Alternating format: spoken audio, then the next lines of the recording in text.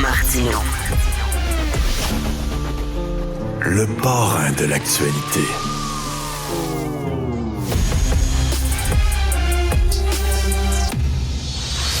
Oublions jamais de placer les choses en perspective. Ça aurait dû être une grande célébration. C'est quand même gros ce qu'on évoque là. Très significatif pour bien comprendre tout ce qui s'est passé. Un professeur, pas comme les autres.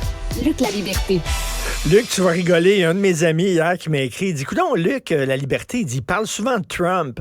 Ben, j'ai dit, il couvre les États-Unis. Y a-tu un autre sujet aux États-Unis que Trump? Écoute, j'ai parfois cette réaction-là, puis de mes propres amis en disant, mais Trump, c'est pas un choix de vie. Je rassure ton ami, je rassure les miens. Donc, j'aurais beaucoup d'autres intérêts dans la vie que Donald Trump et beaucoup d'autres intérêts en histoire, puis en culture et en politique américaine. Mais effectivement, on est dans... Je reviens souvent avec ça. Ça aussi, c'est répétitif. Mais ce qu'on vit présentement, c'est historique, Richard. C'est du jamais vu. On est en terrain inconnu depuis maintenant 5-6 ans. Je pensais pas avoir à commenter les choses que je commente présentement. Ben c'est ça, et je parle aux gens, là, je vous le jure, là, Luc et moi, là, on pourrait parler de plein d'autres affaires. Là. Voilà. On s'écrit souvent, puis mais tu sais, on est un peu comme Michael Corleone dans Le Parrain 3, « I want to get out, but they keep pulling me back in ». On voudrait parler d'autre chose que Trump, mais qu'est-ce que vous voulez, Christy? Tous les jours, il arrive une couille. On parle d'images sonores pour la radio. Je pense que notre segment devrait s'intituler comme ça, « They keep pulling me back in ». They keep pulling me. Alors, écoute, il fait l'histoire tous les jours. Alors, une première historique aux États-Unis hier. Voilà, donc, écoute, deux premières dont on pourra parler séparément, mais les partisans de Trump sont présents à la Chambre. Quand je dis on peut parler de deux sujets historiques, on a un ancien président hier qui est devant le tribunal et qui se fait imposer un bâillon pour s'en être pris directement sur les réseaux sociaux. Donc, à ce qu'on appelle un clerk, finalement, c'est un des assistants du juge qui préside son procès. Donc, on l'a déjà dit tous les deux, il voudrait provoquer, il ne ferait pas mieux que ce qu'il fait présentement. Ça peut animer ses partisans, ça peut déchaîner ses partisans, mais c'est un très mauvais service qu'il se rend pour les tribunaux. Mais donc, pendant qu'on impose ce bâillon à M. Trump, pour lequel il pourrait y avoir des sanctions si jamais il devait le défier, à la Chambre des représentants, quand je dis on est en terrain inconnu, là, pour la première fois de toute l'histoire américaine, la Constitution, là, ça remonte à 1787. On a un speaker de la Chambre des représentants qui a été défait par une faction de son parti, puis bien sûr le parti opposé qui est le Parti démocrate. Mais même là, le Parti démocrate pouvait sauver McCarthy hier. Bien sûr, on se disait, on est ouvert à négocier avec vous. Proposez-nous quelque chose pour qu'on vous maintienne en fonction. Et McCarthy n'a jamais renvoyé la balle. Il n'a jamais rien à faire aux démocrates. Alors, les démocrates ont dit, on y va. On vote contre McCarthy. Mais donc, ça veut dire qu'au sein du Parti républicain, on a une faction qui va faire passer ce qu'on peut appeler ses revendications, ou à tout le moins, en tout cas, leur statut de vedette ou leur place dans les médias. On fait passer ça avant l'unité du parti et avant, parce que c'est une des deux chambres qui vote des lois, on fait passer ça avant les priorités de la Chambre des représentants. Pendant une semaine ou à peu près, là, pendant plusieurs jours, il ne va rien se passer au Congrès, à la Chambre des représentants, parce qu'on ne sait pas qui va être le prochain speaker. Donc, M. McCarthy, on dirait que ça fait une éternité de ça. Quand il a été élu comme speaker à la Chambre des représentants, il a dû se farcir 15 tours de scrutin. Personne n'avait tardé à obtenir l'appui de ses troupes depuis la guerre de sécession. Personne n'avait peiné autant à être investi. Et il avait à peu près tout sacrifié. Il avait dit aux opposants, les 7-8 qui ont eu sa peau hier, il leur avait dit, écoutez, je suis prêt à faire plein de concessions, incluant changer les règles qui pourraient vous permettre de me démettre de mes fonctions. Et c'est exactement ça qui s'est produit hier. Donc, il ne fallait qu'une seule voix pour demander à ce qu'on destitue le speaker. C'était pas le cas avant. Ça passait par un comité. C'était un nombre qui était plus grand. Donc, c'est Matt Gaetz de la Floride qui se met en vedette régulièrement. Donc, c'est Matt Gaetz qui intervient et qui dit, je le demande, le vote. Et il y avait suffisamment de gens de son camp associés aux démocrates pour dire, on vient de plomber notre propre speaker à la Chambre des représentants. Écoute, c'était écrit dans le ciel. Et comme tu m'as écrit hier soir, parce que Luc et moi, on s'écrit de temps en temps, et tu m'as dit, écoute, il a fait un pacte avec la gang la plus crinquée au sein du Parti républicain, et c'était le temps de payer la facture hier. Écoute, il y a une leçon qu'on devrait tirer, puis tu diras à ton ami, j'avais pas le choix non plus. Il y a une leçon qu'on devrait tirer des dernières années, c'est pactiser ou s'associer avec Donald Trump ou ceux qui le défendent. C'est toujours un pari à haut risque et je n'ai vu personne jusqu'à maintenant en sortir gagnant. Ils finissent tous par être largués en cours de route ou être abandonnés. C'est le cas de Rudy Giuliani qui est maintenant devant les tribunaux, qui n'a pas les moyens de se défendre. Il a protégé Trump autant comme autant et lui ne lui rend pas l'appareil, ne lui retourne pas l'ascenseur. Ce n'est qu'un cas parmi tant d'autres de gens qui disent on profite de la machine Trump, on essaie d'aller chercher soit plus de notoriété, soit plus d'argent. Il y a personne qui a gagné le pari jusqu'à maintenant. Et McCarthy a pactisé avec ceux qui, à la Chambre, Matt Gaetz hier, ça ne s'invente pas, là, quand je dis que tout se tient. Matt Gaetz, en sortant hier devant les journaux, devant les journalistes, dit moi, je pense que Trump m'appuie dans ma démarche. Je suis certain qu'il est favorable à ça. Le lien ne pouvait pas être plus clair. C'est lui qui s'assure de bien le dire devant tout le monde. Écoute, moi, je m'attends à certains politiciens qui disent le bien du pays, ce qui est bon pour le pays, c'est plus important que ce qui est bon pour mon parti, ce qui est bon pour, tu sais, c'est comme de faire des compromis pour que le pays fonctionne. Là, tu es en train de dire, ils sont en train de paralyser la Chambre des représentants, puis ils s'en foutent des institutions démocratiques parce que les institutions démocratiques et le pays s'en foutent. Ce qu'ils veulent, les autres, c'est mon idéologie. Point final. C'est beaucoup de me, myself and I dans ça. Hein, c'est le je me moi pour s'assurer qu'on le fasse bien en français. Ils ont pas d'idée, ils ont pas de plan de match. Appelons-les les rebelles. Et pour eux, ce qu'on souhaite, c'est le chaos. Donald Trump est intervenu pour dire n'approuvez pas ça, le budget. Là. Laissez la machine s'enrayer. Grosso modo, laissons le tout planter. On avait dit la même chose pour le plafond de la dette. On peut, assis chez soi, quand on n'a pas vraiment une connaissance du système, dire oui, faisons ça. Refusons de relever le plafond de la dette, puis laissons le budget sécher, pourrir pendant un certain temps.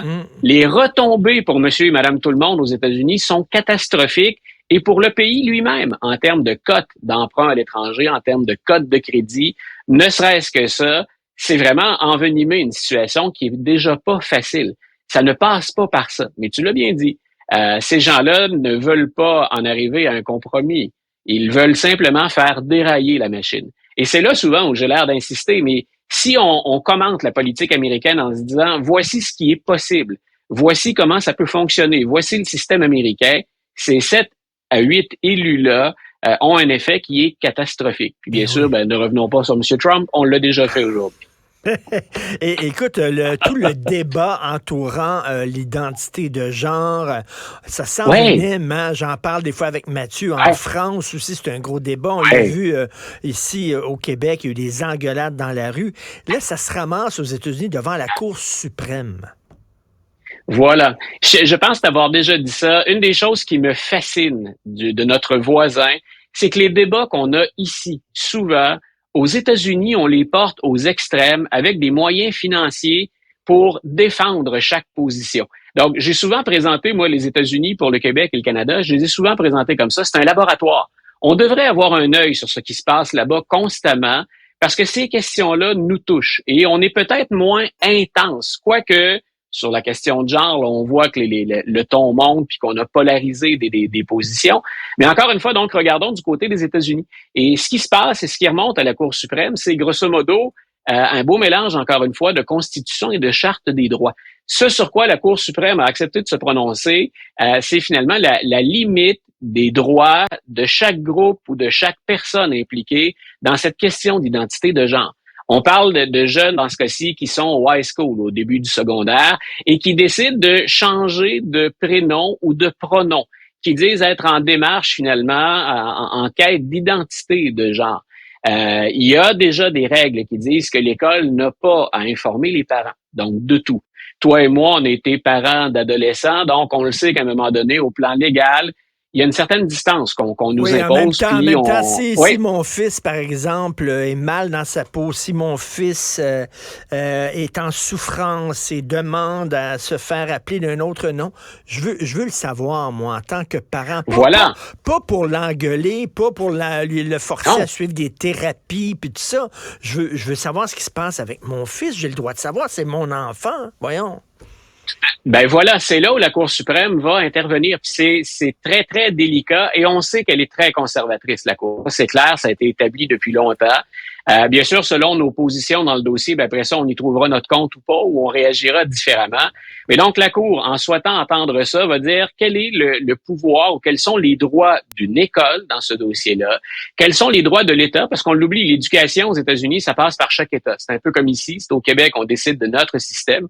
On a les meilleurs cégeps du monde parce qu'on est les seuls à avoir des cégeps. Donc, alors aux États-Unis, c'est l'État qui va décider, qui peut trancher dans certains cas. Quels sont les droits de l'enfant? Parce que ça existe. Et comme toi, à 11 ou 12 ans, comme père, puis je l'ai vécu, pas la question d'identité de genre, mais j'ai vécu cette période de la vie où parfois la loi nous dit, il y a des choses en théorie que vous avez... Ma relation avec ma fille est excellente, ce qui fait qu'on a discuté d'à peu près tout. Mais au plan légal, je savais que si jamais elle s'objectait, il y avait des limites. Donc, quelles sont ces limites? Quels sont les droits de l'enfant? Et ensuite, que dit la Constitution dans l'ensemble des volets qu'implique la reconnaissance ou l'accompagnement de l'identité de genre? C'est pas évident, hein? Moi, il y a un de mes enfants, j'ai 3 enfants, un de mes enfants, à un moment donné, a dû aller voir un psy. Tu sais, je me suis séparé de sa mère. Ouais. C'était difficile, elle était jeune, voir un psy. Et là, à un moment donné, je parlais à son psy en disant, bon, ben finalement, elle se sent comment? Puis tout ça, elle m'a dit, je peux pas vous le dire, tu sais, c'est confidentiel. Voilà. Ce qui se passe entre votre enfant et moi. Voilà. Elle dit, oui, mais un mineur, oui, mais même si c'est un mineur, c'est confidentiel. Je peux comprendre la confidentialité entre un psy et un enfant, mais là, on parle de l'école.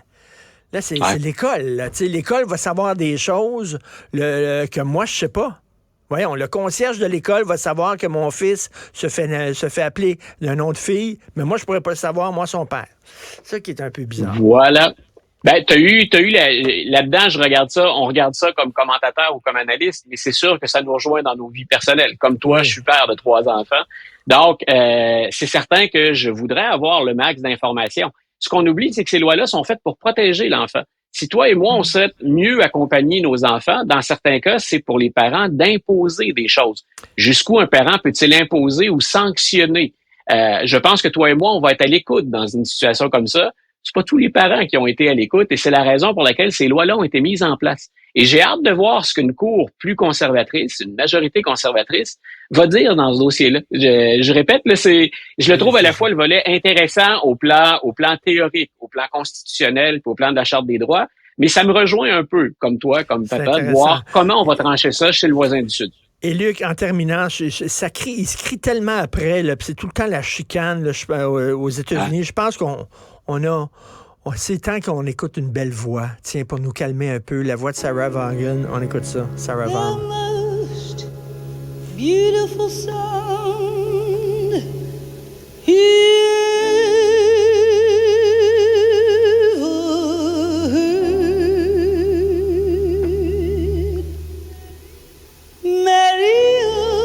Alors, on sait depuis hier que tu es un fan de blues.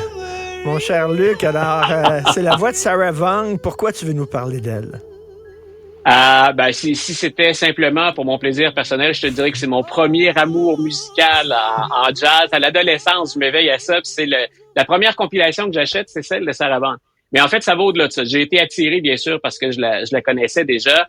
Le New York Times, dont je me suis un peu éloigné, que je consomme à dose plus modérée qu'avant en raison des nouvelles positions éditoriales, demeure quand même au plan culturel une belle référence. Et depuis un peu plus d'1 an, je me disais que ça peut intéresser les auditeurs. Effectivement, dans une période parfois trouble, ils se sont mis un peu comme Ken Burns le fait dans un documentaire que toi et moi, on a beaucoup aimé, donc sur l'histoire du jazz. Depuis 1 an et demi, il couvre l'histoire du jazz à coups de capsules de 5 minutes. Et la capsule qu'on nous proposait ce matin, de là l'idée de t'en parler, c'était la capsule sur Sarah Vaughan. Et on dit grosso modo en 5 minutes, voici de quoi vous initier et vous donner le goût d'aller plus loin. Et Sarah Vaughan, une histoire personnelle particulièrement intéressante, elle voulait être chanteuse d'opéra au départ. C'est Leontine Price qui était qui était son modèle, une cantatrice, son mentor. Puis en fait, elle s'est dirigée ensuite, parce que les opportunités sont venues là, vers le jazz. Mais elle a dit une chose que j'aime bien, je ne suis pas une chanteuse de jazz, je suis une chanteuse. Et elle a ensuite, au fur et à mesure qu'elle avançait en âge, mis sa voix au service de différents styles musicaux. Donc, Maria, c'était une recommandation du New York Times ce matin. Parmi les échantillons, c'est celui-là que j'ai retenu et que j'aime particulièrement. Ben écoute, toi, t'es l'équipe Sarah Vaughan, moi je suis l'équipe Billie Holiday, mais on s'entend quand même. On s'entend bien. Je pense qu'on n'aura pas un match un contre l'autre, on va avoir un concert commun, je pense. Merci, Luc La Liberté, à demain. Salut. Bonne journée, Richard.